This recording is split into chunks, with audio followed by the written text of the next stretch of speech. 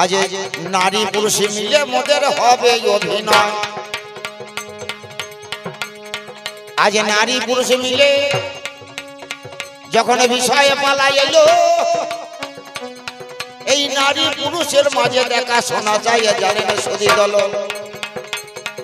আলোচনা রাখতে গেলে আগে দেখা শোনা চাই, ওরে দেখা শোনা না হলে কথা চলবে না।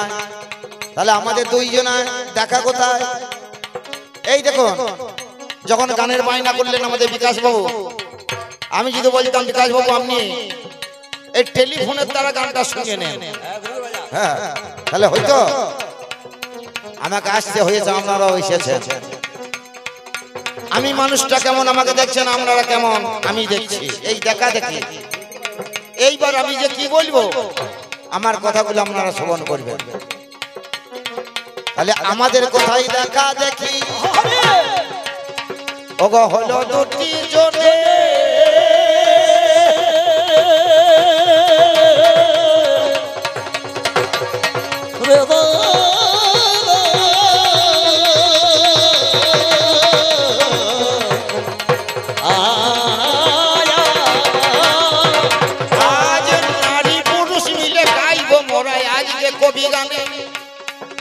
দেখা শোনা কোথায়? এই পুরুষের সঙ্গে পুরুষ, এক দেশের পুরুষ আর এক দেশের হলো নারী, দেখা শোনা নাই। আজকে দেখাশোনাটা কোথায় হবে, আলোচনাটা কোথায়? আমি বর সেজে পালকিতে বসে আমি বিয়ে করতে চাই, বর সেজেছি, কথাটাকে শুনে নেন। আগে দেখা দেখি হোক, তারপর আলোচনা হবে। আমি বরের রূপে বসে আছি পালকিতে মহাশয়। এই মেয়েটার বাপের বাড়িতে গিয়েছে আমি বিয়ে করতে, বর সেজে পালকিতে বসে আমি বিয়ে করতে গিয়েছি। বাবা কিছুক্ষণ পরে এক নারী হাজির হলো আমার ওই আগারে। এক হাতে মিষ্টির বাটি, এক হাতে মিষ্টির বাটি আর এক হাতে হলো জলের গ্লাস। আমাকে দুটো মিষ্টি খাই, একটু জল খাইয়ে ঘোমটা টেনে এ গালাটা চুমা এ গালাটা চুমা খেয়ে চলে গেল। যে জন আমাকে জল খাওয়াইলো, মিষ্টি খাওয়াইলো, বাবা পরে বুঝতে পারি ওরে সম্বন্ধে সেই জন্যই আমার যে শাশুড়ি, ছোট করে ভাই সে আমার শাশুড়ি। আবার বসে আছি, কিছুক্ষণে পরে ভাই ওরে একজনে কোলে করিয়ে আমায় নিয়ে যায়। যে জন আমার কোলে করিয়ে বড়া শোনে দেয়, পরে জানলাম সেটাই আমার হইলো ভাইরা ভাই। ভাইরা ভাই আমাকে কোলে করিয়ে বড়া শোনে বসিয়ে দিয়েছে। বসে আছি, কিছুক্ষণ পরে পুরোহিত ঠাকুর মশাই আমাকে বরণ করে নিয়ে ছাদনা তলায় নিয়ে গেল। ছাদনা তলায় সর্বপ্রথমে কোথায় দাঁড় করাইলো আপনারা জানেন? বেটা ছেলেকে নিয়ে গিয়ে দাঁড় করায় কোথা গো? একটা শিলের উপরে, আর নইলে জাঁচার উপরে না, সেটা পাষাণ জাত না, সেই পাষাণটার উপরে পাথরটা পাষাণটার উপরে দাঁড় করিয়ে দিল। আচ্ছা বাবা, এত জায়গা থাকতে আমাদের ওই পাষাণটার উপরে দাঁড় করিয়ে দিল কেন? আমরা বিয়ে করতে যাই কিন্তু বিয়ে বুঝি না, বিয়ে করতে হয় করি, ঠাকুর মশাই বিয়ে পড়িয়ে দেয়, ও পড়াইতে হয় পড়িয়ে দেয়, কিন্তু জানে না কারণগুলো কি, কারণগুলো কি, ব্যাপারগুলো কি জানো? এই পাথরের উপরে বা পাষাণের উপরে দাঁড় করিয়ে দিল, তারা সংকেতে বুঝিয়ে দিল, শোন বেটা, যাকে নেব বলে এই বাড়িতে এসেছিস সেটা তোর বউ, সে হলো মেয়ে ছেলে।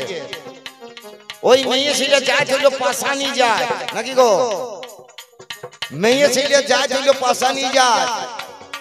এই দেখ, তোকে বুঝিয়ে দিয়ে গেলাম, তোকেও পাষাণ হইতে হবে, তোকেও পাষাণ হইতে হবে, তা নাহলে সংসার করতে পারবি না। আমি টাচুর মতো দাঁড়িয়ে আছি। বাবা কিছুক্ষণ পরে আমার মশাল বাতি যে সাতজনাতে আমার কাছে ঘরে, সাতজনা মিলে মশাল বাতি নিয়ে আমার চারিপাশে ঘুরছে। আচ্ছা বাবা, ওই আগুন দেখাইছে কেন? এই দেখ আগুন দেখ, আমরা বিয়ে করতে যাই নাকি গো, কিন্তু আগুন দেখাই কেন গো?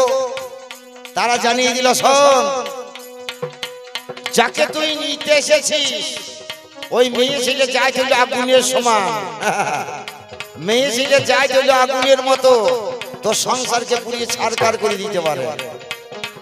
কিছুক্ষণ পরে ছাইগুলো আমার আগুনটাকে নিভিয়ে ওই ছাইগুলোকে কালি করিয়ে এ গালে খানিক লাগিয়ে দিয়ে চলে যায়। আচ্ছা বাবা, এর কারণ কি? গান শুনুন, মজার গান হবে। দেখুন আজকে মজা করে গান করতে বলছে, আজকে মজা করেই গান হবে। আমাকে বিকাশ বাবু বলেছেন, সমতা গানটা যেন মজা করে হয়, আমরা মজা করেই হবে আজকে। জান আমরা নানান ভাবে জানি, যে যেমন ভাবে চাই তেমন ভাবেই হবে। জান এ গালে খানিক কালি লাগিয়ে চলে গেল। কারণটা কি গো? তারা বুঝিয়ে দিল, শোন, এতদিন ভালো ছিলিস, তোর ভাইয়ের কাছে আপন ছিলিস, বোনের কাছে আপন ছিলিস, মায়ের কাছে আপন ছিলিস। এই কাল লাগিনি যেদিন থেকে তোর ঘরে যাবে আর তোকে কেউ ভালো বলবে না।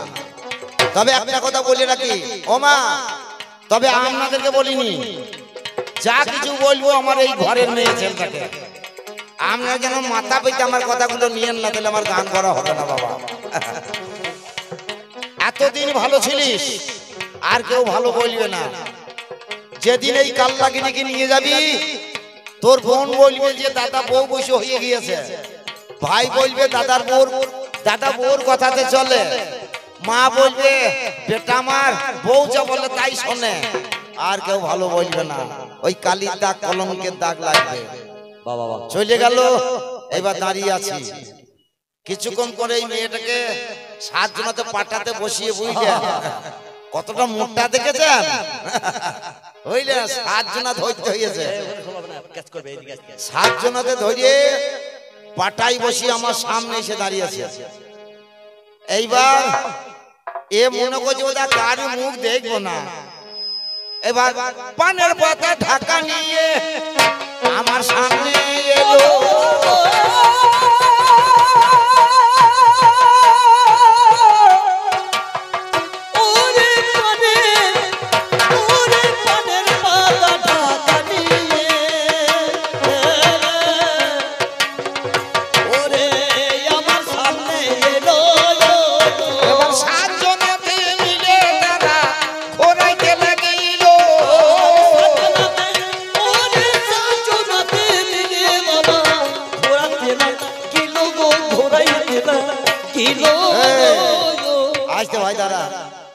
মেয়েটাকে পাটাই বসি একবার করে নামায়, একবার করে হুড়ুস করে তোলে নাকি গো?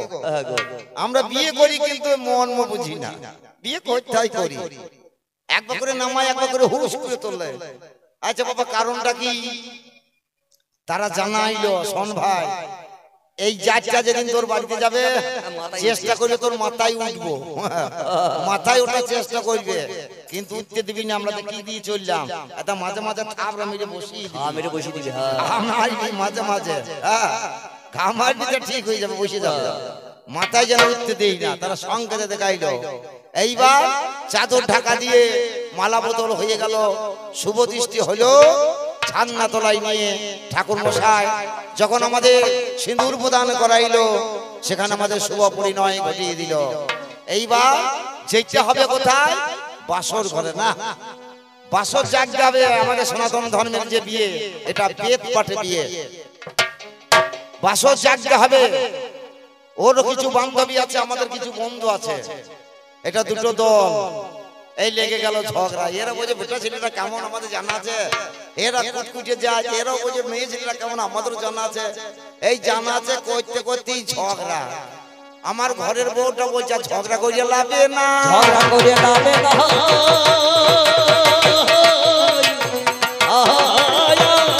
ও ভাই আমি কিছু শুধাইব, ঝগড়া করে আমাদের ঘরের স্ত্রী, ঘরের ঘরণী বলে গেল, শোনো, যখন আমি নারায়ণ হয়ে বলবো ও তখন লক্ষ্মী হয়ে বলবে। উনি বলে গেলেন, আমি যখন রাম হয়ে বলবো ও তখন সীতা হয়ে বলবে, আমি কৃষ্ণ হয়ে বললে ও রাধারানী হয়ে বলবে, আমি যখন নবদ্বীপের গৌর সুন্দর হয়ে বলবো ও বিষ্ণুপ্রিয়া হয়ে বলবে, আমি যখন নায়ক হয়ে বলবো ও তখন নায়িকা হয়ে বলবে না, আমি যখন বৈদ্যের বাবা হয়ে বলবো বাবা ও হবে বৈদ্যের মা, ও হবে বৈদ্যের মা।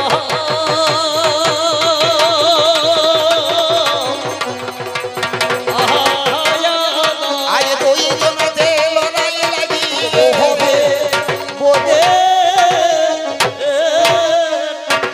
আর একটা কথা বলে গেল শোনো, তুমি যদি ডাক্তার হও আমি হব ডাক্তারিনী না, তুমি যদি হও কানা আমি হব কানি, কিন্তু আমি যদি কানি হই, আমি যদি কানি হই তুমি কানা হবে না, তুমি কানা হবে।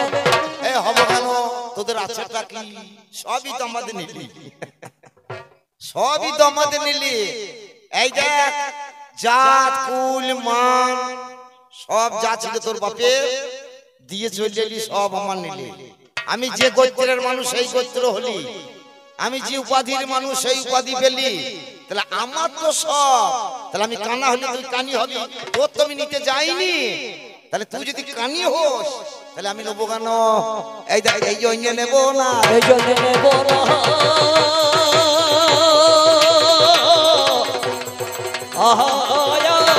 ওরে ভাবের কথা শুনে চলো, এই জন্যই আমি নেব বাবা ইহার পরে পাল্লা দা ওগাই আমায় বলে যাই, ওরে বিশ্ব যখন হয়নি সৃষ্টি এ ভব ধরায়, এই বিশ্ব যখন সৃষ্টি হয়নি একজন খালি ছিলেন, কে? মহাবিষ্ণু। এই আসরটা একটা আলো দেন গো এখানটায়, শ্রোতার মুখ দেখতে পাচ্ছি না, পারলে পরে একটা আলো দিয়েন ভালো হয়, শ্রোতার মুখ দেখতে না পারলে আমাদের আবেগ আসে না বাবা, আমরা গান করি না শ্রোতাই গান করিয়ে নেয়, যদি পারেন একটা আলোর ব্যবস্থা করুন। তাহলে একজনই ছিল, সে হলো মহাবিষ্ণু। কেমন ভাবে ছিলেন? অগাধ সলিলে ভাসমান, পৃথিবীটা শুধু জলমগ্ন ছিল, জল ছাড়া আর কিছুই ছিল না, কোন প্রাণী কোন উদ্ভিদ কোন জীবের সৃষ্টি হয়নি। হ্যাঁ ঠিক আছে, বাহ খুব ভালো হয়েছে। একজন খালি বেঁচে ছিলেন, একজন খালি জগতে ছিলেন, তিনি হলেন মহাবিষ্ণু। কেমন ভাবে ছিলেন? বিম্বু রূপে, বিম্বু বিম্বু রূপে ছিলেন,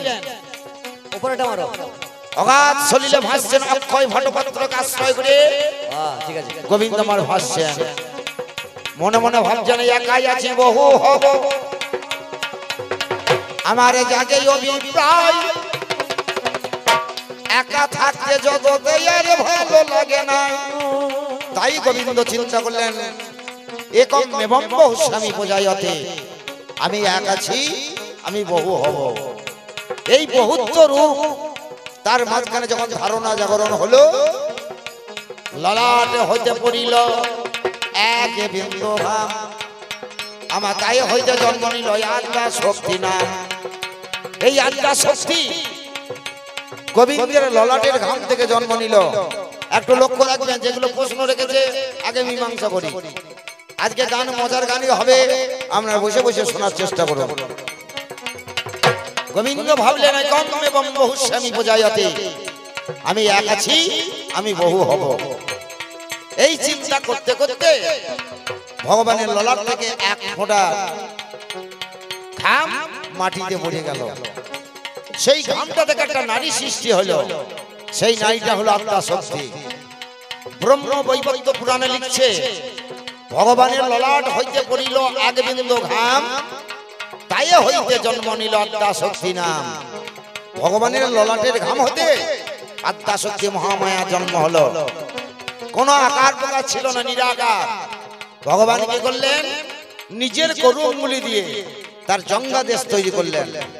এই জঙ্গা দেশ তৈরি করতে গিয়ে 3 ফোঁটা রক্ত পতিত হলো।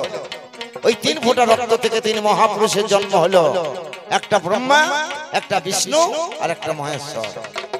ওর কথা এই সৃষ্টি করার পর ভগবান আমার নাম দিল ভগবতী। ভগবতী মানে ভগ থেকে জন্ম, তাই নাম হলো ভগবতী। সেই ভগবতীকে কেন ভোগের বতী করলে গো? ভোগের বতী করলে গো।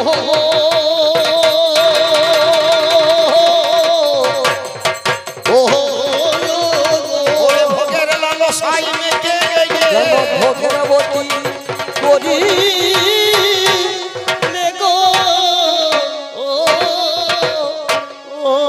মাননীয় জনগণ, কথা বললেই হবে না, কথাটা যেটা বলতে হবে মাপ করে বলতে হবে।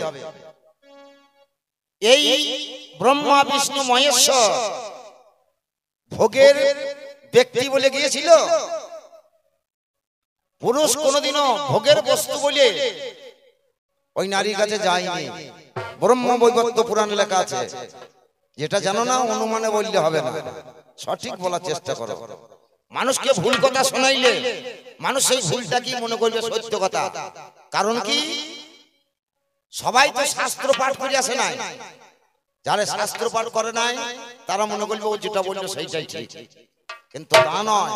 আসল কথা দেখো, এই 3 পুরুষের যখন জন্ম হলো, আদ্যা শক্তির কামনার জাগরণ হলো। আদ্যা শক্তি ওই নারীটা যেটা ভগবান সৃষ্টি করলো, তার কামনার জাগরণ হলো। বাবা বাবা 3 মহাপুরুষ, একটা ব্রহ্মা, একটা বিষ্ণু মহেশ্বর, এরা কিন্তু এই নারীর কাছে আসেনি। ভোগের বাসনা এদের মাঝখানে ছিল না। এই নারীরই কামনের বাসনা জাগরণ হলো। কামনা জাগরণ যে হলো, বিষ্ণুর কাছে গিয়ে বললো, হে বিষ্ণু, তুমি আমার কামনা পূরণ করো, তুমি আমাকে বিবাহ করো। বিষ্ণু বলল, দেখো তোমার হইতে আমার জন্ম, কাজী তুমি আমার মা। এই মা বেটার এই সম্বন্ধটা হয় না। বিষ্ণুকে ছেড়ে ব্রহ্মার কাছে গেল। ব্রহ্মাকে বললো, তুমি আমাকে বিবাহ করো। ব্রহ্মা বললো, তাও হয় না, তুমি আমার মা, ফিরে যাও। মহেশ্বরের কাছে গেল। মহেশ্বর বললো, দেখো তুমিও আমার মা, তুমি যখন মা, মা বেটায় বিয়ে হয় না।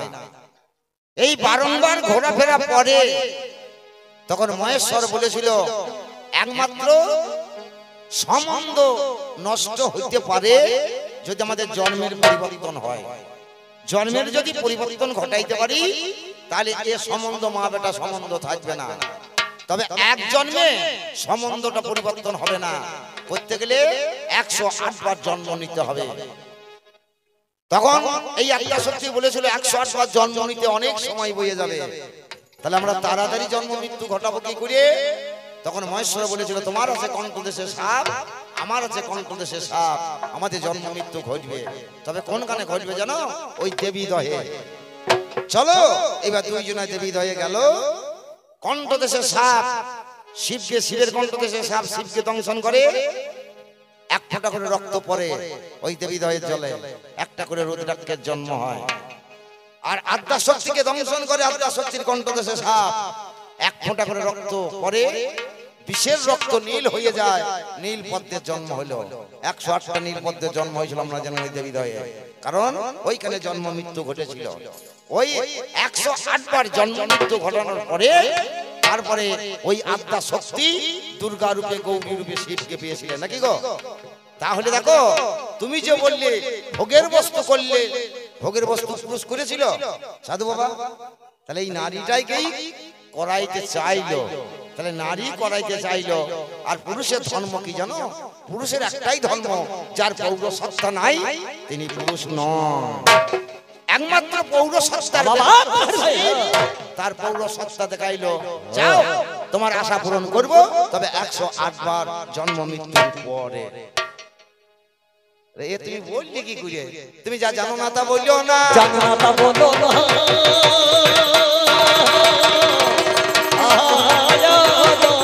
তুমি আসলে তত্ত্ব শুনে চলো।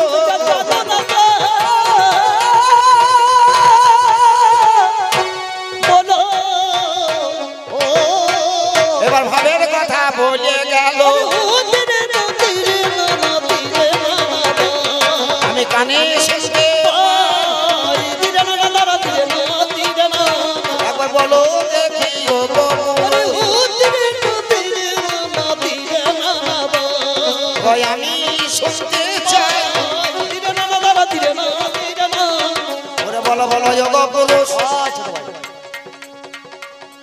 একবার বলো দেখি মোরে 14 শাস্ত্র 18 পুরাণ রচনা করেছ জানি সত্য করে হ্যাঁ হে পুরুষ আমার কথা নয় ওর কথা তোমরা 14 শাস্ত্র 18 পুরাণ 4 বেদ সব তোমরা রচনা করেছ এতগুলো রচনা করার পরে 5টা মেয়েকে শিখণ্ডীর মতো সামনে দাঁড় করাইলে কেন কি গো প্রশ্ন করেছো তো না 5টা মেয়েকে শিখণ্ডীর মতো দাঁড় করে রাখলে আর কি কোনো পুরুষ ছিল না তাদেরকে সামনে দাঁড় করাইতে পারলে না আর আনন্দ হয় তারা কথা কথা মানুষকে ঠিক বুঝি না বলতে পারলে বোঝাইতে পারলে আমার কথা কথা অকারণ হয় পুরুষ আছে কিন্তু নারী কোটাকে দাঁড় করাইলো কেন স্ট্যাম্প দিয়ে দিল চিহ্ন যে এত কোটা নারী আছে সব চেয়ে এই 5টা মেয়ে হলো নষ্ট মেয়ে কি গো দেখবেন আপনার মরাইয়ের ধান যখন আপনার খরিদ্দার কিনবে সে মিলে নিয়ে যাবে তা যে কোটা দাগি মাল সেই দাগি মাল কোটা যদি 100 বস্তা আমরা ধান হয় 100 কুইন্টাল 5 কুইন্টাল যদি ধানের বস্তা আমরা যদি দাগি হয় সে একটা চিহ্ন দিয়ে দেবে না এই চিহ্ন দিয়ে রাখ তা নইলে তা এই দাগি মাল কোটার জন্য ভালো মাল কোটার সাথে দাম কম পেয়ে যাবো যাবো না গো কি গো কথাটা বুঝে যান তাহলে ভালো মাল কোটা আমার দাম কমিয়ে যাবে এতে এই 5টা মেয়ে ছিল দাগি মেয়ে মনে করে না যে ওই মেয়েগুলোকে সামনে দাঁড়িয়ে করিয়েছে বুঝলে ওরাই বোধহয় কি সতী হয়ে গেল না এরা কুমারী অবস্থায় সব নষ্ট কি গো এটা কুমারী অবস্থায় কুন্তির সন্তান হয়েছে একটা দাগি দ্রৌপদী তার 5টা থেকে 6টা পতি হয়ে গেছে হরি বল না হরি বল তার 5টা স্বামী সে একটা দাগি এই দেখ অহল্যা সে নিজের শিষ্যের সঙ্গে মিলন নিয়েছিল নাকি গো আমার বাবার কথা নয় এই একটা দাগি আর মন্দোদরী নিজের স্বামী থাকতে মুনির রক্ত তার গর্ভে জন্ম নিয়েছিল নাকি গো মুনির রক্ত সেবা করেছিল তার গর্ভে একটা জন্ম নিল কন্যা নাম যার সীতা না সীতার জন্ম হয়েছিল ওরে ভগবানের কাছে যে খাঁটি যে খায় তার সঙ্গে ধরা পড়ে যাবে কি গো তাই ওই মন্দোদরী সেও একটা অসতী সে একটা দাগি তাকে কুমারীর খাতায় লাগাইলো কেন যে কুমারী অবস্থায় এদের এইসব ঘটেছিল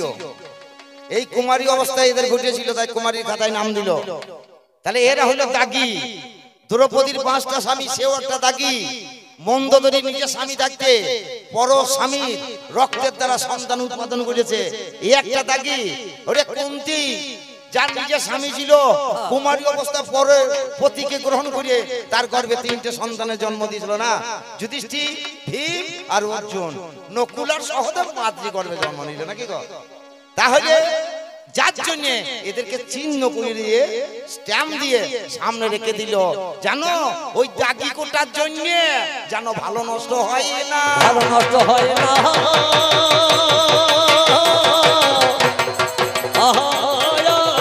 বাবা একেই বলে কবি গানে রে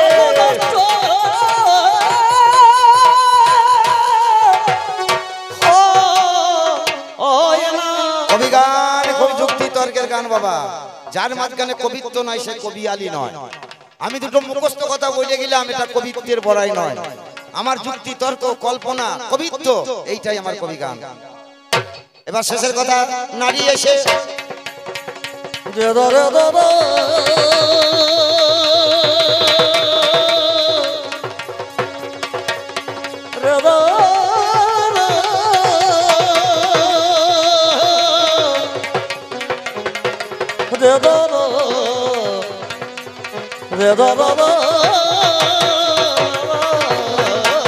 এরপরে নারী এসে আমায় করে জিজ্ঞাসা একটা হেঙ্গালি প্রশ্ন বলেছে হেঙ্গালি প্রশ্ন এ প্রশ্ন কোনো মানে হয় না এই প্রশ্ন তুমি করলে কেন আমাকে ঠকাইবে বলে দাঁড়া নন্দ গান করতে গেলে পর্যা প্রশ্ন করতে হবে, পর্যা ভিত্তিক প্রশ্ন না হলে গান ভালো হয় না। কোথা একটা হেঙ্গালি প্রশ্ন কার কাছে শুনিয়েছিল বলে দিয়েছ। এই রাতের বেলায় স্বামী, দিনের বেলায় ভাসুর, আর জড়িয়ে জড়িয়ে ধরে শ্বশুর নাকি গো? এই প্রশ্নগুলো পালা ভিত্তিক প্রশ্ন বটে। তা জড়িয়ে ধরিয়েছে তো কি জড়িয়ে ধরিয়েছে? মেয়ে ছেলেটাকে জড়িয়ে তুই বল, এ পণ্য তোর করা কি দরকার? জড়াইতে তো যদি ভাসুর যদি হয় তাহলে তোর ভাসুর হবে, স্বামী যদি হয় তোর হবে, আর শ্বশুর যদি জড়িয়ে ধরে তো কি ধরবে? তোর কথা রে, তা আমার ঘরে চাপাইছিস কেন? মাথা মোটা মেয়ে ছেলে কথাকার, তাই বললি গান হয়ে যাবে নাকি? তো মনে করছে আমি যা বলবো সব মেনে নেবে? বাবা শাড়ি দেখাইলে কাজ হবে না, শাড়ি দেখাইলে কাজ হবে না। আগে ভাবে ভাবে করো আলোচনা, শাড়ি দেখাইলে কাজ হবে না। কথাটা সত্য বাবা। গান গাইতে গেলে গানের বিচার চাই, গানের বিচার ছাড়া গানের প্রচার করা যাবে না। তাহলে এই কথাটা হলো তোমার স্বামী রাতের বেলা স্বামী, তোমার দিনের বেলায় ভাসুর, তোমার ভাসুর। আর যদি জড়িয়ে ধরিয়ে থাকে তোমার শ্বশুর জড়িয়ে ধরিয়েছে, তোমাকে ধরিয়েছে, ব্যাপারটা তুমি জানো।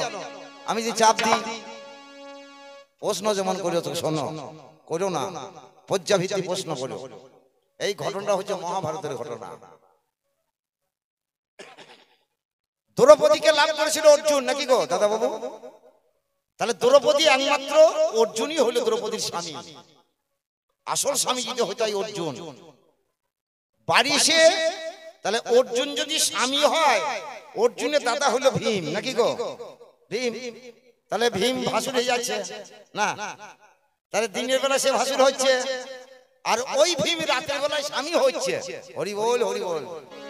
কারণ যখন অর্জুন এনেছিল মা কুন্তিকে বলেছিল, মা একটা জিনিস এনেছি, মজার জিনিস। কুন্তি বলেছিল যাই নিছো 5 ভাই বন্টন করে নাও গা, না ভাগ করে নাও গা। তাহলে স্বামী হয়ে গেল মায়ের কথাতে। তাহলে ভীম হয়ে গেল স্বামী। এটা দিনের বেলায় ভাসুর ছিল, রাতের বেলায় স্বামী হয়ে গেল। কি গো কথাটা সত্য তো? মিলছে মহাভারতের কথা। আচ্ছা ভীম কার ছেলে গো? পবনের ছেলে। তাহলে শ্বশুর কে হয়? দ্রৌপদীর শ্বশুর ওই পবন হয়। পবনটা কি? পবন হলো বাতাস। তাহলে আমাদের গায়ে জড়ি জড়ি ধরে না বাতাস? এই মাথা মোটা আমি প্রশ্ন করতে আসি না, যা জানি না তা বলিস না, জানি না তা বলিস না।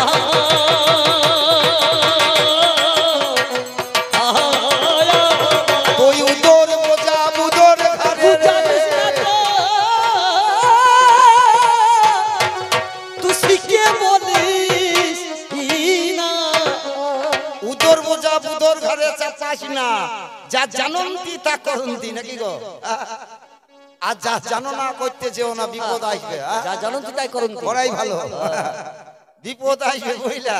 দেখো পান কৌড়ির কাজ সে জলডুবি মাছ ধরতে পারবে নাকি? দুই বন্ধু, হ্যাঁ ওরা দুই বন্ধু বুঝলে, বন্যা হয়েছে এখন। পান কৌড়ি আর কাক হলে দুই বন্ধু। এইবার যখন বন্যা বইছে, পান কৌড়ি এখন জলে ডুবে ডুবে মাছ ধরে আনছে, কাককে দুটো চারটে দিচ্ছে, খাচ্ছে। কার মনে মনে ভাবছে তাই তো বন্ধু আমার জলে ডুবে ডুবে মাছ ধরে পেট ভরাইছে, তাহলে আমিও আবার দেখি কেন? যার যেটা করো উপায় না করতে গেলে কি হবে? এবার কাক ওই বন্ধু পানকৌড়ি দেখে ও জলে ডুবে ডুবে মাছ ধরতে গিয়েছে। এই যেই জলে ডুবে যা তখন পাকা জড়িয়ে গিয়েছে, জলে পড়ে ছট ছট ছট ছট ছট করছে।